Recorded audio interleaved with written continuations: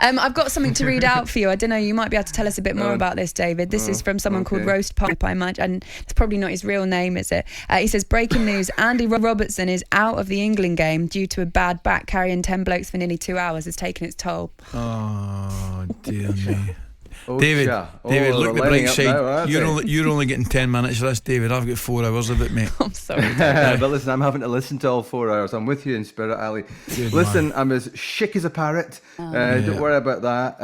But do you know what? Looking back on it, I thought they played okay, to be honest with you. I thought they gave them a hard time. I thought their goal lived a charmed life at times. I thought we've lost to a tremendous header, Ali, one you would have been proud of yourself. David, listen. Let's remember that. Yeah. It's a cracker. 100%, mate. The second goal's the one everyone will talk about. I get it because of, how spectacular it was. The first goal was a brilliant header. Great ball in from West Ham's Soufal. And I'll tell you what, Schick gets up really, really well between Hanley and Cooper, and it's just a brilliant old-fashioned centre-forwards header. It really is. Yeah, he absolutely hammered it. The second goal, I have to say, was... Well, there's two ways of looking at it. Either the goalie's too far off his line or it's an absolute worldie. I was right behind the goal. And I mean, I was 6 feet behind the goal net for talkSPORT and had the best view of it or the worst view of it, depending how you look at it. And I saw him pick up the ball. And I suddenly was aware that Marsh wasn't necessarily in the same postcode as me all of a sudden. I know. And he'd been playing that modern sweeper-keeper role for the game. And the next thing I was aware of was the look of panic in Marsh's face as he came sprinting back. And he almost landed in my lap with the momentum carried him into the net. I know. Listen, I'm seeing all these memes and all these hilarious people with Photoshop absolutely ripping on one today. Listen, let's not forget, this is the guy who got us to our first finals in 23 years. This is the guy that everyone was demanding be knighted just 6 months ago. So let's cut him some slack here. But Ali, was he too far off his line? It was, David, for me. Was he unlucky that it was the greatest finish I've seen at Hampden? There's no... You could give Patrik Schick another probably 10 attempts at that, David. I described it as... Yeah.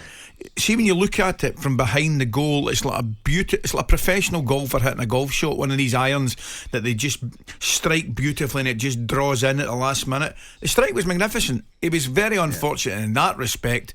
But for me, I know all this sweeper keeper and all that stuff. I get it all. I get it the way the game's going.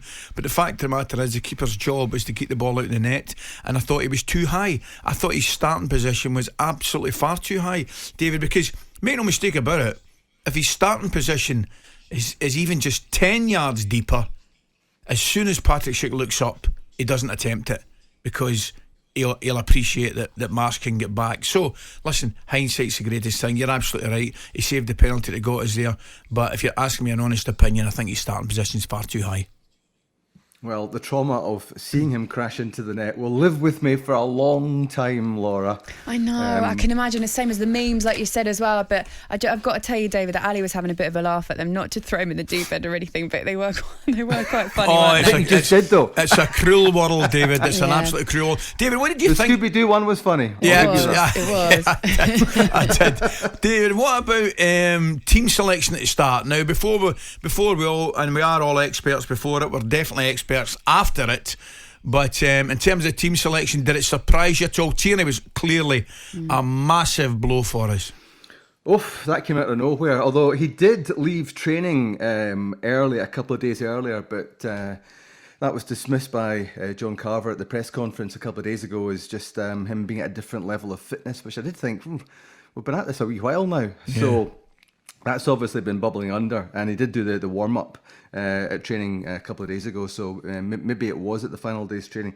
That did change the dynamic in the team. It was interesting hearing so many of the foreign pundits talking about how powerful Scotland are down the left with that overlapping fullback, that we've got that unique attacking opportunity. But because Steve Clarke said yesterday he'll be back for the Wembley game, which I think will be huge. But without a doubt, our jaws hit the desk when we saw that he wasn't playing. The big surprise for me was that Shea Adams didn't start, because I thought I thought he's been the guy that's added a real quality in the final third. Yes, Dykes is a battler, and yes, he's got something about him, but this guy, Shea Adams, added Premier League quality, and I was almost as shocked as that omission as I was at Wembley in Euro 96 when a certain John Spencer played at the expense of someone who's someone who's very close to us, Laura.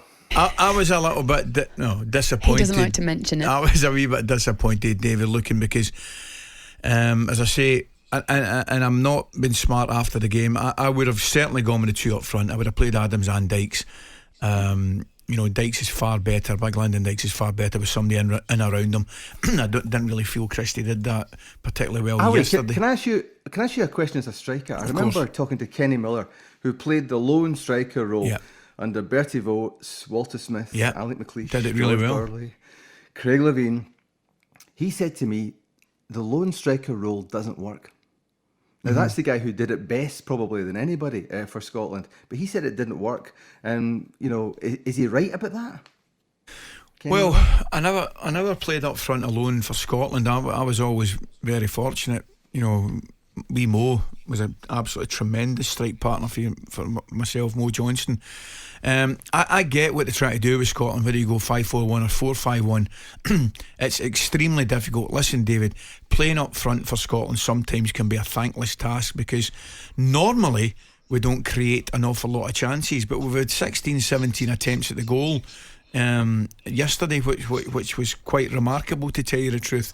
I just think Adams was a better option for us, and it's because we've been speaking about him before the game. He's given us something different when he's come into the squad. He's scored goals.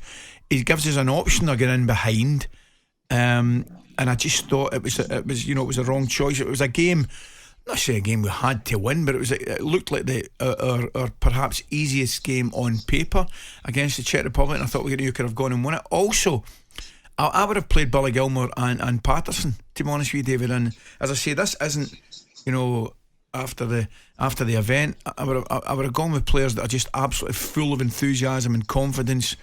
And I would be very surprised if there's not one or two changes made for the game on Friday night, mate. You're absolutely spot on in your assessment. I didn't think there was an awful lot between the teams, really, watching the game. And you look at the chances we had. The bottom line was they took their chances with two goals. Two excellent goals, and we didn't take our chances, and we probably got what we deserved for not taking our chances, I think, mate. David, we're going to let you go there. Thank you so much for joining us this morning. Fingers crossed things can change for you on Friday, but maybe not quite so soon. I don't really know. Lots of England fans actually might be feeling this morning that they don't want to top the group, Ali, because we mentioned earlier on it means that they might come up against a really problematic That's a group really good talking point, Yeah,